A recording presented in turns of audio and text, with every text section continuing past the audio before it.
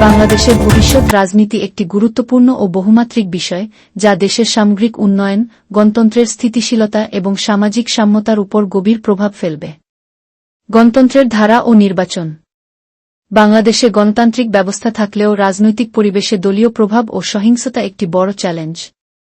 ভবিষ্যতে অবাধ, সুষ্ঠু ও নিরপেক্ষ নির্বাচন নিশ্চিত করা হলে জনগণের আস্থা বাড়বে এবং রাজনৈতিক স্থিতিশীলতা ফিরে আসবে।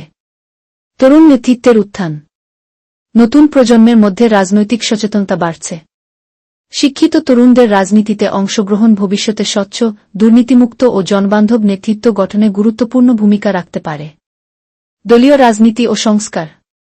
বর্তমানে বাংলাদেশে বড় দুটি রাজনৈতিক দল, আওয়ামী লীগ ও বিএনপির মধ্যে রাজনৈতিক দ্বন্দ্ব লক্ষণীয়। ভবিষ্যতে দলগুলোর মধ্যে গঠনমূলক প্রতিযোগিতা, মতপ্রকাশের স্বাধীনতা ও সমঝোতার সংস্কৃতি তৈরি করা প্রয়োজন। অর্থনীতি ও উন্নয়ন। রাজনৈতিক স্থিতিশীলতা ভবিষ্যতে দেশের অর্থনৈতিক প্রবৃদ্ধি ও উন্নয়নের মূল চালিকাশক্তি হবে।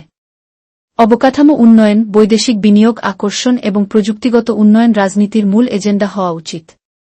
ধর্ম ও রাজনীতি। বাংলাদেশের রাজনীতিতে ধর্মের ব্যবহার একটি স্পর্শকাতর ইস্যু।